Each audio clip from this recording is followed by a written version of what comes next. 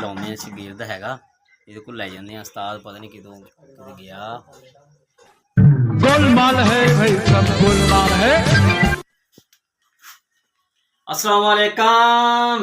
वालेकुम सलाम। ਉਸਤਾਦ ਕਿੱਥੇ ਆ? ਉਸਤਾਦ ਸ਼ਹਿਰ ਨੂੰ ਗਏ ਆ ਜੀ। ਕਿਦੋਂ ਆਉਣਾ ਉਹਨੇ?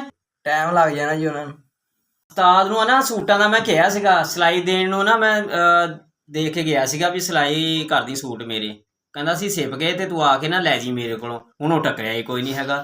ਸੂਟ ਆ ਮੇਰੇ 4 ਪਏ ਤੇ ਉਹ ਤਾਂ ਦੇ ਦੇ ਮੈਨੂੰ ਛਾਪ 'ਚ ਪਾ ਕੇ। ਕਹਿੰਦਾ ਸਿਲੇ ਪਏ ਆ ਤੇ ਆ ਕੇ ਨਾ ਤੇ ਲੈ ਜੀ। ਤੇ ਮੇਰੇ ਕੋਲ ਮੁੜ ਕੇ ਆ ਨਹੀਂ ਹੋਣਾ, ਟਾਈਮ ਨਹੀਂ ਲੱਗਣਾ ਹੈਗਾ ਤੇ ਤੂੰ ਮੈਨੂੰ ਦੇ ਦੇ, ਫਿਰ ਮੈਂ ਹਿਸਾਬ ਕਿਤਾਬ ਆਪੀ ਉਸਤਾਦ ਨਾਲ ਤੇਰੇ ਨਾਲ ਕਰ ਲੂੰਗਾ। ਪਰ ਮੈਨੂੰ ਉਸਤਾਦ ਨੇ ਭਾਜੀ ਦੱਸਿਆ ਤੇ ਹੈ ਨਹੀਂਗਾ ਕਿਹੜੇ ਤੁਹਾਡੇ ਸੂਟ ਆ ਨਾ, ਉਹ ਆਪਣੇ ਦੇਖ ਲਓ। ਮੈਂ ਆਹੀ ਆ, ਉੱਪਰ ਹੀ ਰੱਖੇ ਹੋਏ ਆ ਉਸਤਾਦ ਨੇ। ਸੂਟ ਲਾ ਲੈ, ਛਾਪੜ ਦਾ ਫਾੜੀ ਯਾਰ। ਲਓ ਜੀ ਛਾਪਰ ਆ ਗਿਆ। ਆ ਛਾਪੜ 'ਚ ਪਵਾ। ਛਾਪਰ ਚੰਗਾ, ਅਸਲਾਮ ਵਾਲੇਕਮ। ਵਾਲੇਕੁਮ। गया ਸੂਟ ਸੀਗੇ ਆਪਾਂ 4 ਲੈ ਆਂਦੇ। ਆਪੇ ਉਸਤਾਦ ਜਾਣੇ ਤੇ ਸ਼ਗਿਰਦ ਜਾਣੇ। ਉਹ ਜਾਂਦੇ ਪਏ ਯਾਰ ਹੁਣੇ।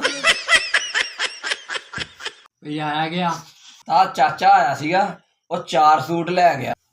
ਉਹਦੇ ਤਾਂ 2 ਸੀ।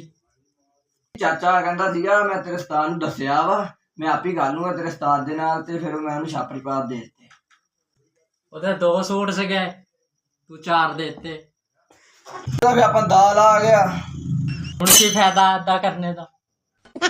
ਹੁਣ ਤਾਂ ਉਹ ਦਾਲ ਲਾ ਕੇ ਚੱਲ ਗਿਆ।